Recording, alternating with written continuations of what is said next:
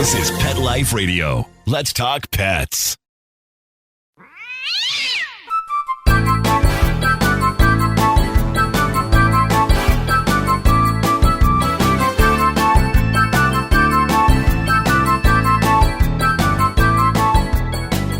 Hey there, cat lovers. Welcome to 9 Lives with Dr. Cat.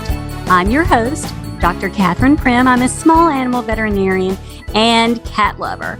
Today, I have a neat guest, Amy Shojai. Now, Amy is someone who knows a lot of the same people that I know, and I have just never before had the opportunity to speak with her. So I'm super excited. She is an award-winning author.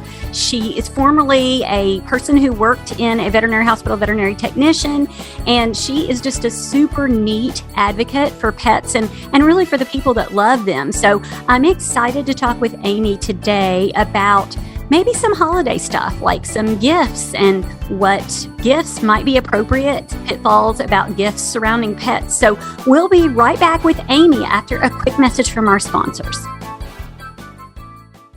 Does your pet's breath leave a bit or a lot to be desired? You can give your pet the gift of sweeter breath and you'll get sweeter kisses with ProBiora Pet. That breath is the result of harmful bacteria which lives in your pet's mouth. And that harmful bacteria can lead to serious health problems. The solution is to crowd out that bad bacteria with positive bacteria. All it takes is 1 scoop a day of ProBiora Pet mixed into their food to replenish the good bacteria. That's it. This all-natural, no-taste, no-odor powder is the only dental care probiotic for pets which delivers beneficial bacteria which supports tooth and gum health and crowds out the bad. A healthy body starts with a healthy mouth, and ProBiora Pet is the best way to give your pet a healthy mouth. And our listeners get a 10% discount using PLR10 at checkout. To purchase, go to probiorahealth.com. That's probiorahealth.com and use code PLR10 at checkout for 10% off. Let's Talk Pets on PetLifeRadio.com.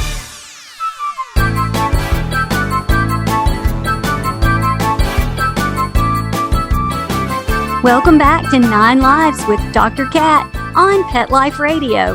And I have today Amy Shojai. Hi, Amy. Hey, how are you, Dr. Cat? It's so good to, kind of, sort of see you. Well, I'm really, it's really fun because you know all the people that I know, and I know a lot of people you know, but I've never gotten a chance to meet you. So I'm really excited to talk to you today. I know. It's like this mutual admiration society, and we finally virtually connected. Hey, you know what? That's the way the world is today. Oh, yeah. So you have so much stuff on your bio. I couldn't list it all. But first, I want to talk about you and your journey to get to be the pet advocate that you are.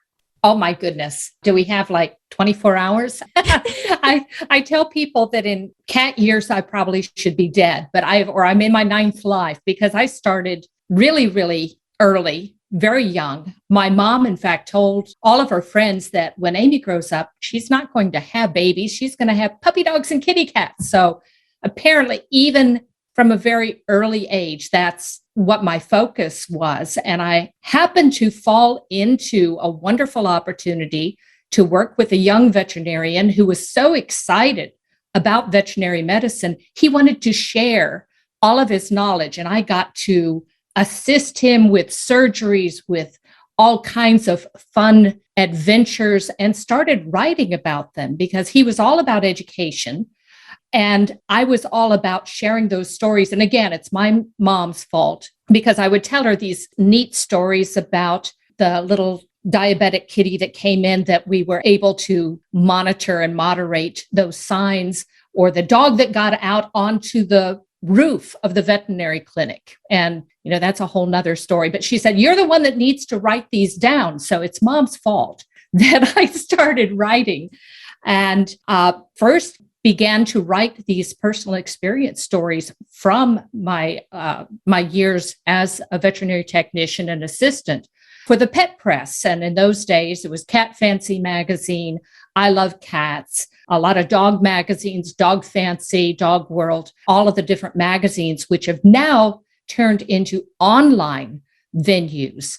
So that's kind of where I started and turned some of those articles, expanded them into book length form. And that's my first book was published, I think, in 1992. And I think I'm at 35 books and counting. And I've branched into fiction even. So it's a wonderful world of animals out there. And I'm just so happy that I can be a voice for the animals. I love that. I don't know if people like us just like to talk. I don't know. People tell me that I like to talk, or maybe, I don't know. I think education is awesome and I love what you're doing. And that is why I wanted to talk with you a little bit about some sort of holiday things surrounding animals. And one of those is giving pets as gifts. And I know you have opinions, so let's jump right into that. Sure. And my opinion has changed over the years. I can be educated. Sometimes it takes a while.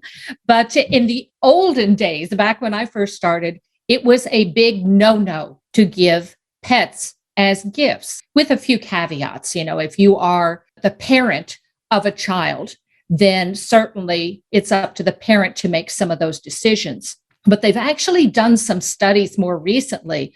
I think it was the ASPCA and some of the other animal welfare associations were very curious about this because they don't want people to give an animal as a gift for, say, the holidays, Hanukkah or Christmas, or, whatever you celebrate that is coming up, and then turn around and they end up back in the shelter situation. So they did some studies, and it was surprising what they found out, that actually the holidays is not necessarily a bad time to give an animal, that they did not see an increase in relinquishments after the holidays that they were expecting. Now, there are some caveats there because you need to prepare. You need to know that Great Aunt Ethel actually wants a kitty cat. You don't want to gift somebody with an animal friend that they aren't prepared for, that they don't want. Maybe she wants to tour the world and a cat doesn't necessarily want to go on the road with you. So you do need to plan ahead.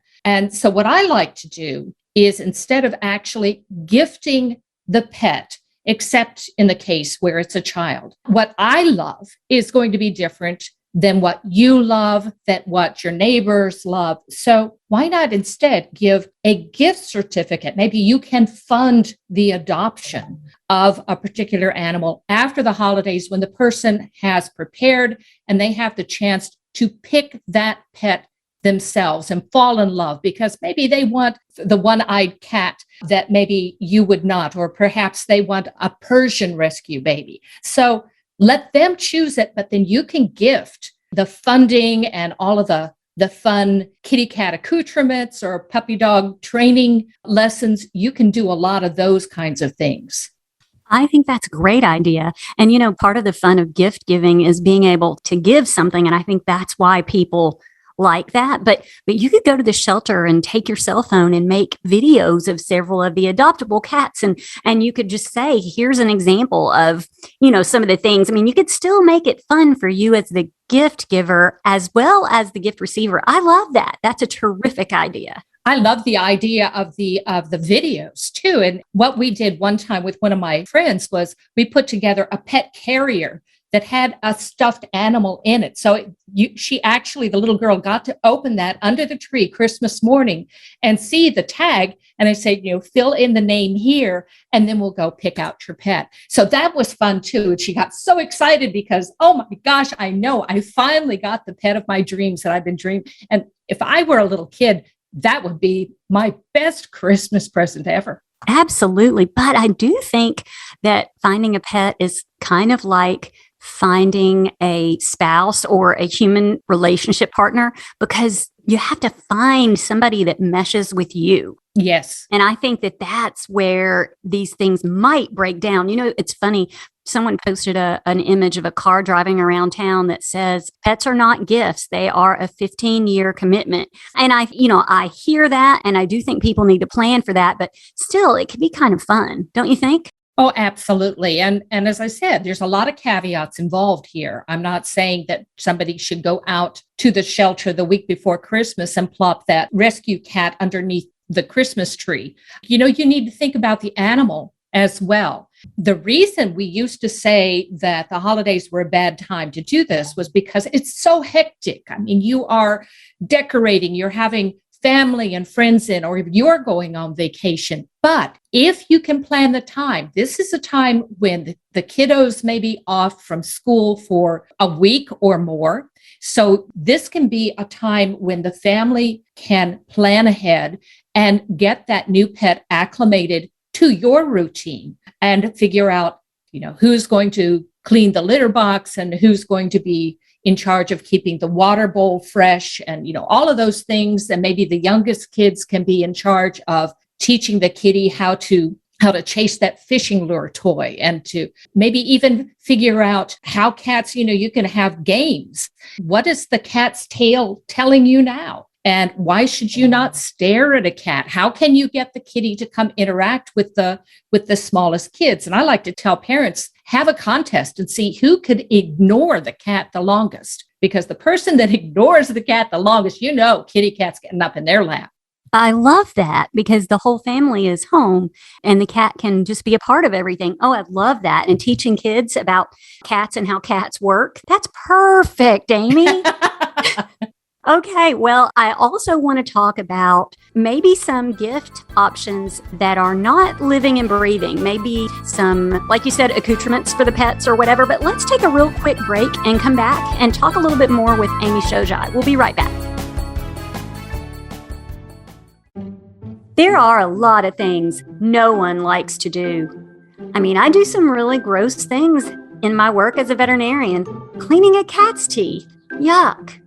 Or calling someone back when they text, we need to talk. Or cardio. Or paying the orthodontist. Or maybe swimming in the open ocean. Everyone can add scooping up cat litter to that list. And look, everyone loves their little fur ball. But the smell, the scooping, the scraping of stuck-on mess. The answer? Arm & Hammer slide litter, the litter that slides right out, leaving nothing behind. You still may not love cleaning the litter box, but now you can just slide out the funk. Arm & Hammer slide litter. More power to you. Let's talk pets Let's talk pets on Pet Life Radio. Pet Life Radio. PetLifeRadio.com.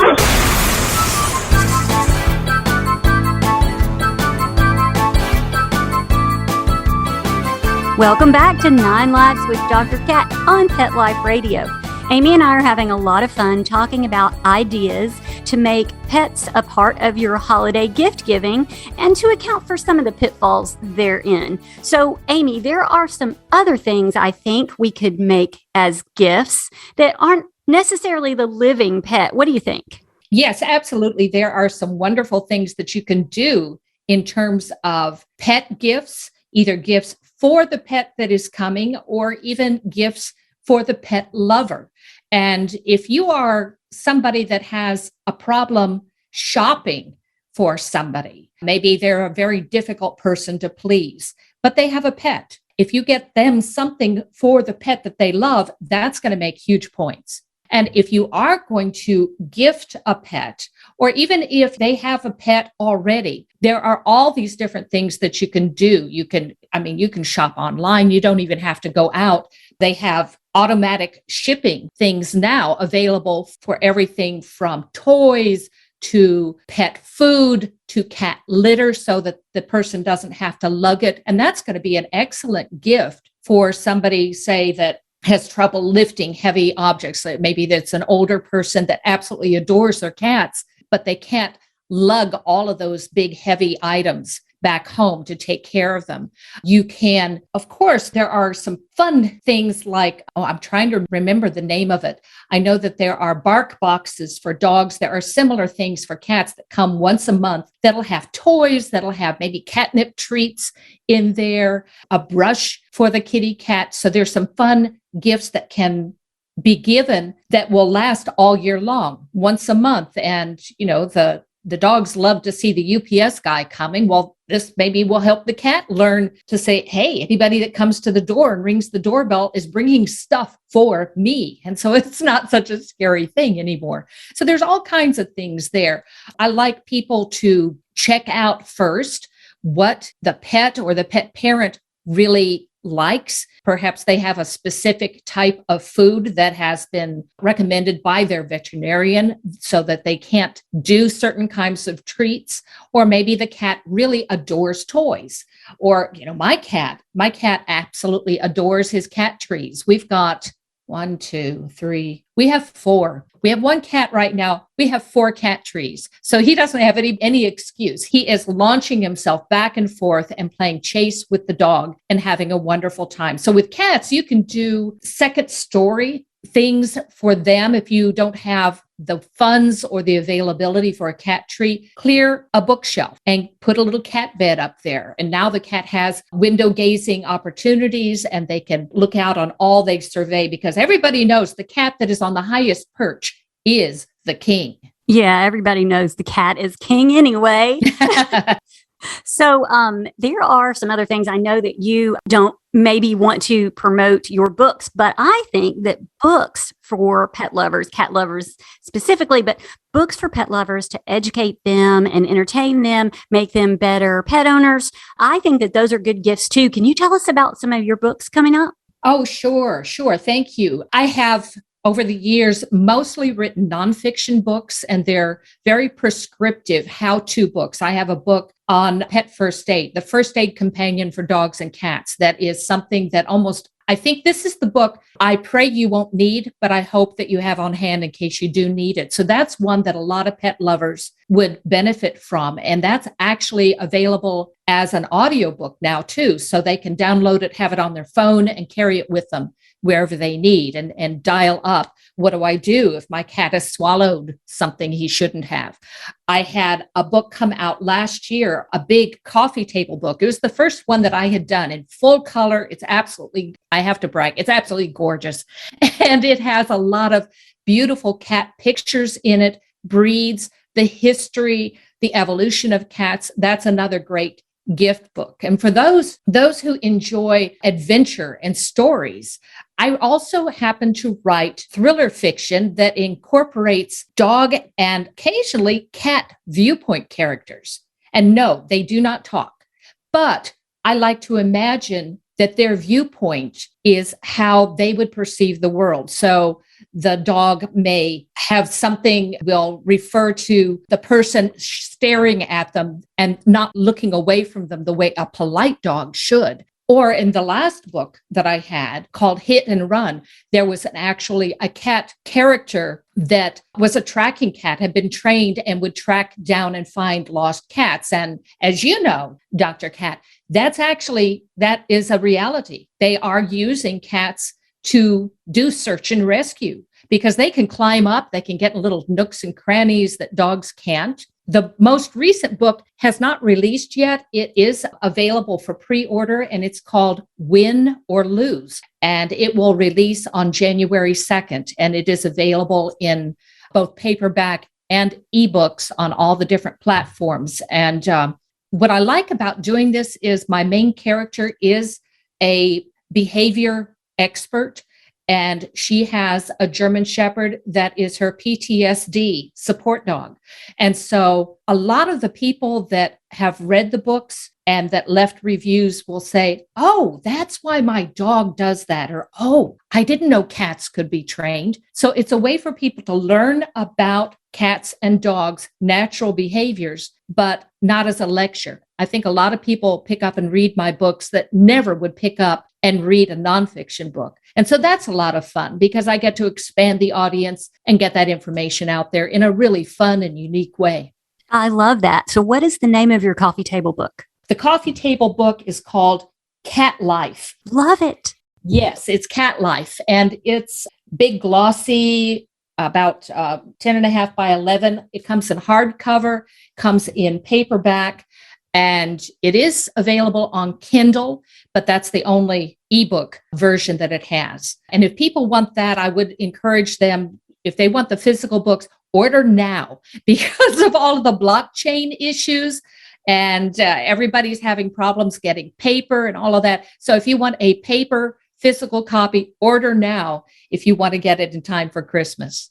Absolutely, yes. Well, of course, all of my listeners already know that cats can be trained, but just in case they haven't heard all my other episodes and they needed to know that cats can be trained, then yes, cats can be trained, and read Amy's books so that you can see examples of cool things that cats can do. So this is really fun. You mentioned that you have a cat, I believe, that likes a feather fishing pole toy. Is that true? That's absolutely true. And it's funny, some cats like the laser lights and the pointers and all that, which, you have to be careful with. But my cat does not like that. Our dog used to adore it, but the cat doesn't like that. He wants the feather chasing lures or, the little bug kinds of things. He loves it when grasshoppers come into the house because, hey, now I get to actually be a real cat and hunt them down.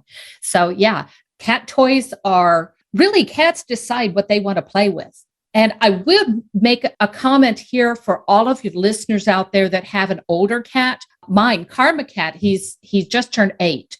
So he's not necessarily that old, but I had an old lady cat. She made it almost to 22. And after a while, cats get a little creaky. An awful lot of cats that age have arthritis. It's kind of a whole body thing, and they just don't want to move. Play is not just chasing. So if you have a cat that you think doesn't want to play, you may be wrong. Get the feather toys out, get the toys out and engage them and let them watch. Watching is a part of play. And even the tail twitching, and maybe you bring it up to him so he doesn't have to chase it, but that's all engaging him, keeping the kitty brain engaged and lubricated so that, if you don't use it, it rusts and you kind of are going to slow down even more. So you want to keep your cats engaged. This is a great time of year. I don't know how many listeners out there have stockings hung up that have the cats or the dog's names in it, but you can put little stocking stuffers in there and then let the cat get them out and choose which one he wants. Aren't cats fun how specific they are with their tastes and how individual they are? I mean, I see a lot of cats every day, and I have a variety of treats because I talk about it on my show all the time because I'm a fear-free certified practitioner. And so some cats really don't like some certain kind of treat, and some cats really do. And they're just so much fun and so individual. So I'm glad that you brought that up. Oh, I'm so glad to know that you also are fear-free. I write for the Fear-Free site and I'm a fear-free trainer. So that's a lot of fun too. This is a great program. And I love the whole idea of enrichment because, we want our cats safe. So we keep them inside, and that's kind of an artificial environment. So we have to do stuff that keeps them engaged into true cat activities, whether that's, putting up a bird feeder outside. That could be a great kitty gift for the listeners to do. Set up a bird feeder outside that watch the squirrels, I can't say squirrel too loud or my dog will go nuts. But, bringing kind of the outdoor and the nature's inside, bring a box of leaves inside, somewhere where you can clean it up easily and let the cat just play in it and smell those things and crunch on them and have a good time and be a wildcat for a little while. I say this on a lot of my shows, but funny thing about me is I'm the world's first fear-free certified professional. So, wow. So I've been doing this a long time, and I love that it's become something everybody that, my guests come on the show and they already know about it. Yes. And I mean, this is a great thing. So yes, I think any way you can enrich a cat's life, increase their activity level, and let them use their curiosity, those are all great gifts, and people can get excited about those too, I think. I think so. And in fact, I talk a little bit about that in my fiction too, which is a great way to educate. One of my fiction books talked about the main character has a Maine Coon that turned out to have hypertrophic cardiomyopathy. And so I was able to educate about that as well. I also do something with the fiction books. I always have a Name That Pet contest for my readers. So they get to nominate their own pets, describe what they are like, and I incorporate them into the story. So they have bragging rights. They have a hero cat or a hero dog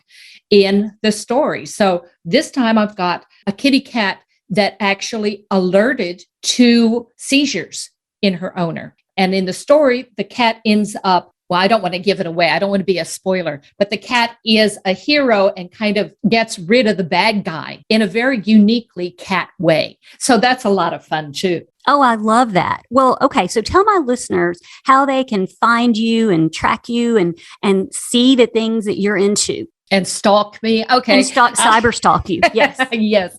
Well, I'm on Facebook, so people can just, type in my name, Amy Shojai, and that's SHOJAI.